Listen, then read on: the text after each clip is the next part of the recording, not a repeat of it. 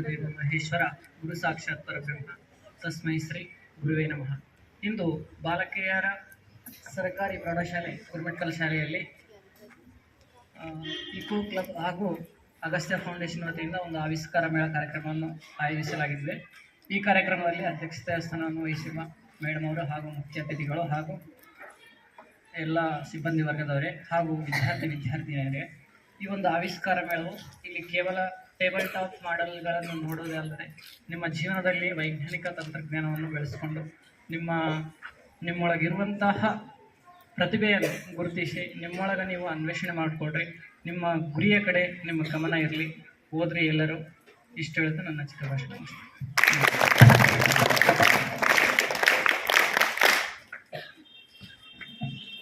ನಮಗೆಲ್ಲರಿಗೂ ಓದಿನ ಮಹತ್ವದ ಬಗ್ಗೆ ತಿಳಿಸಿರ್ತಕ್ಕಂಥ ಶ್ರೀ ನಾಗೇಶ್ವರ ಅವರಿಗೆ ಧನ್ಯವಾದಗಳು.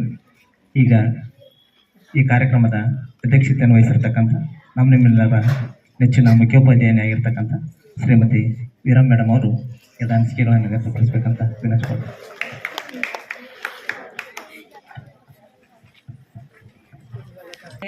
ಪಾಸಿರುವಂಥ CS ಬಾಲಕ್ ಸರ್ ಅವರೇ ಹಾಗೂ ಜ್ಯೋತಿಲತಾ ಮೇಡಮ್ ಅವರೇ ಹಾಗೂ ಹೇಮಲತಾ ಮೇಡಮ್ ಅವರೇ ಹಾಗೂ ನಾಗೇಶ್ ಸರ್ ಅವರೇ ಹಾಗೂ ಎಲ್ಲ ನನ್ನ ಸಿಬ್ಬಂದಿ ವರ್ಗದವರೇ ಹಾಗೂ ಮುದ್ದು ಮಕ್ಕಳೇ, ವಿಜ್ಞಾನ ವಸ್ತು ಪ್ರದರ್ಶನ ಅಂದರೆ ಏನು? ಹೌದಿಲ್ಲ? ವಿಜ್ಞಾನದ ಬಗ್ಗೆ ಕೇವಲ ನಾವು ಕೇಳೋದು, ಪುಸ್ತಕದಾಗ ಓದೋದು, ಮುಚ್ಚಿಡೋದಲ್ಲ. ಇದು ಮಾಡೋದ್ರಿಂದ ನಿಮಗೆ ಅನೇಕ ಲಾಭಗಳಿವೆ. ಪ್ರತ್ಯಕ್ಷ ಕಂಡರೂ ಪ್ರಮಾಣಿಸಿ ನೋಡುವ ಹಾಗೆ ನೀವು ಓದಿರ್ತೀರ ಅಷ್ಟೇ, ನೋಡಿರಂಗಿಲ್ಲ.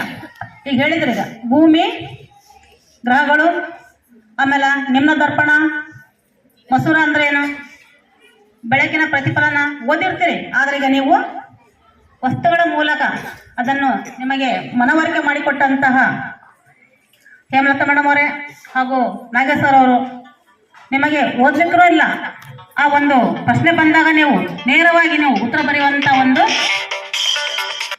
ಏನು ಬರ್ತದೆ, ನಿಮ್ಮಲ್ಲಿ ಕೌಶಲ್ಯ ಬಂದ್ಬಿಡ್ತದೆ. ಈಗ ಮೆದುಳು ದೂರದೃಷ್ಟಿ ಅಂದ್ರೆ ಏನು? ನೀವು ನೋಡಿದ ತಕ್ಷಣ ಅದರ ವಿವರಣೆ ಮಾಡಿದ್ರಲ್ಲ, ಅದೇ ಪ್ರಶ್ನೆ ಬಂದರೆ ಆರಾಮಾಗಿ ನೀವು ಅದರ ಉತ್ತರವನ್ನು ಬರಿಬಹುದು. ಅದಕ್ಕಾಗಿ ವರ್ಷಕ್ಕೊಂದ್ಸಲ ವಿಜ್ಞಾನ ಪ್ರದರ್ಶನ ಮಾಡಬೇಕು. ನೋಡ್ರಿ ಎಷ್ಟು ಚೆನ್ನಾಗಿ ಚಿತ್ರಗಳನ್ನು ಬಿಡಿಸಿದ್ದೀರಿ. ಗೋಡೆಗೆ ಅಂಟಿಸಿದಂಥ ಚಿತ್ರಗಳು ನೋಡ್ರಿ ಎಷ್ಟು ಚೆನ್ನಾಗಿ ಬಿಡಿಸಿದ್ದೀರಿ. ನಿಮ್ಮಲ್ಲಿರುವಂತಹ ಕೌಶಲ್ಯಗಳನ್ನು ಹೊರಹಾಕಲಿಕ್ಕೆ ಇದೊಂದು ಸುಸಂದರ್ಭ ಅಂತ ನಾನು ಹೇಳ ಬಯಸ್ತೀನಿ. ಈ ಒಂದು ವಸ್ತು ಪ್ರದರ್ಶನ ಮಾಡೋದ್ರಿಂದ ಎಲ್ಲ ವಿದ್ಯಾರ್ಥಿಗಳು ಎಲ್ಲವನ್ನು ಪ್ರತಿಯೊಬ್ಬರು ಹೋಗಿ ನೋಡ್ರಿ, ಪ್ರತ್ಯಕ್ಷ ನೋಡಿ ತಿಳ್ಕೊಳ್ರಿ. ಇಷ್ಟು ಎಲ್ಲ ಚೆನ್ನಾಗಿ ತಿಳ್ಕೊಂಡ್ರೆ ನಿಮ್ಗೆ ಅಷ್ಟು ಮುಂದೆ ಒಳ್ಳೆಯದು. ಈಗ ತಾನೇ ಹೇಳಿದಂತಹ ಜ್ಯೋತಿಲತಾ ಮೇಡಮ್ ಅವ್ರ ಪ್ರಕಾರ ನೀವು ಸಹ ಯಾರು ಸಾಮಾನ್ಯರಲ್ಲ. ನಾನು ಇದೇ ಶಾಲೆಯಲ್ಲಿ ಇದೇ ಜಾಗದಲ್ಲಿ ಕುಳಿತು ನಾನು ಅಭ್ಯಾಸ ಮಾಡಿದಂಥ ವಿದ್ಯಾರ್ಥಿನಿ. ಈಗ ನಾನು ಈ ಸ್ಟೇಜ್ ಮೇಲೆ ಬಂದು ನಿಲ್ತೀನಿ. ಇದಕ್ಕೆ ಕಾರಣ ನೀವು ಗೊತ್ತಿರ್ಬೇಕಲ್ಲ. ನಾವೇನು ಮಾಡ್ತೀವಿ ಬಿಡಪ್ಪ ಅನ್ಕೊಂಡು ನಾನು ಒಂದು ಕ್ಷಣನೂ ವಿಚಾರ ಮಾಡಿದ್ದೀನಿ. ನಾನು ಒಂದು ನಿಮಿಷ ಸಹ ನಾವು ವಿಚಾರ ಮಾಡಿದಿಲ್ಲ ನಾನು ಜಾಬ್ ಮಾಡ್ತೀನಿ ಅನ್ಕೊಂಡಿರ್ಲಿಲ್ಲ. ನಾನು ಅತ್ಯಂತ ಬಡ ಕುಟುಂಬದಲ್ಲಿ ಜನಿಸಿದಂಥ ವಿದ್ಯಾರ್ಥಿನಿ. ಇದೇ ಸರ್ಕಾರಿ ಶಾಲೆಯಲ್ಲಿ ಓದಿದಂಥ ವಿದ್ಯಾರ್ಥಿ. ಇಲ್ಲಿ ಬರ್ಲಿಕ್ಕೆ ಕಾರಣ ನನ್ನ ಸತತ ಪ್ರಯತ್ನ. ಇಲ್ಲಿ ಯಾರು ಸಾಮಾನ್ಯರಲ್ಲ. 10ನೇ ಮುಗಿತಾ ಬಿಡಮ್ಮ ಶಾಲೆ ಅಂದರು, 12 ಮುಗಿತಾ 5 ಸಾಕು ಅಂದರು. ನಾ ಬಿಡಲಿಲ್ಲ, ಓದಿದೆ, ಕಷ್ಟಪಟ್ಟೆ. ನೀವು ಸಹ ಮನೆಯಲ್ಲಿ ಎಷ್ಟೋ ಸಮಸ್ಯೆಗಳು ಬರ್ತಾವೆ. ಈಗ ತಾನೇ ಹೇಳಿದಂತೆ ಎಷ್ಟೋ ಜನರು ಹಳ್ಳಿ ಅಂತ ನಮ್ಮ ಸ್ಕೂಲಿಗೆ ಬರ್ತೀರಿ. ಅದರ ಉಪಯೋಗ ಪಡ್ಕೊಳ್ರಿ. ನಿಮಗೆ ಬೇಕಾದಂಥ ಎಲ್ಲ ಸೌಲಭ್ಯಗಳು ಎಲ್ಲ ಸರ್ಕಾರಿ ಶಾಲೆಯಲ್ಲಿ ಇರ್ತಾವೆ. ಸರ್ಕಾರಿ ಶಾಲೆಗಳಷ್ಟೇ ಅಲ್ಲ, ಸರ್ಕಾರಿ ಕಾಲೇಜುಗಳು ನಿಮಗೋಸ್ಕರವಾಗಿ ತೆರೆದಿರ್ತಾರೆ. ಸರ್ಕಾರಿ ಶಾಲೆಯಲ್ಲಿ ಸಹ ಕೇವಲ ಕಲಾ ಅಷ್ಟೇ ಅಲ್ಲ, ವಿಜ್ಞಾನ, ವಾಣಿಜ್ಯ ವಿಭಾಗಗಳು ಸಹ ನಿಮಗೋಸ್ಕರ ಅದರ ಉಪಯೋಗ ಪಡ್ಕೊಳ್ರಿ.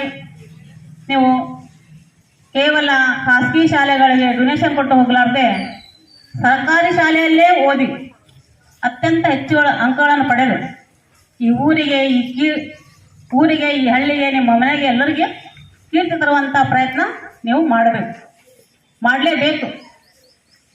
ಛಲ ಇರಬೇಕು. ಛಲ ಇದ್ದಾಗ ಮಾತ್ರ ಅದನ್ನು ಸಾಧಿಸಲಿಕ್ಕೆ ಸಾಧ್ಯ ಅದ. ಎಲ್ಲರ ಒಂದು ಛಲ ಇಟ್ಕೊಳ್ರಿ. ಅತ್ಯಂತ ಹೆಚ್ಚಿನ ಅಂಕಗಳನ್ನು ನಾವು ಗಳಿಸ್ತೀವಿ. ನಾವು ಉತ್ತೀರ್ಣ ಆಗೇ ಆಗ್ತೀವಿ, ಆಗಂಗಿಲ್ಲ ಅಂಬೋದು ಯಾರ ತಲೆಗೂ ಬರಬಾರ್ದು, ಯಾರ ತಲೆಗೂ ಬರಲಿಕ್ಕೆ ಹೋಗ್ಬಾರ್ದು. ನಾನು ಏನಾಗ್ತೀನೋ ಏನೋ, ಪಾಸ್ ಆಗ್ತೀನೋ ಫೇಲ್ ಆಗ್ತೀನೋ ಅನ್ನುವಂಥ ವಿಚಾರ ಬರಲೇಬಾರ್ದು.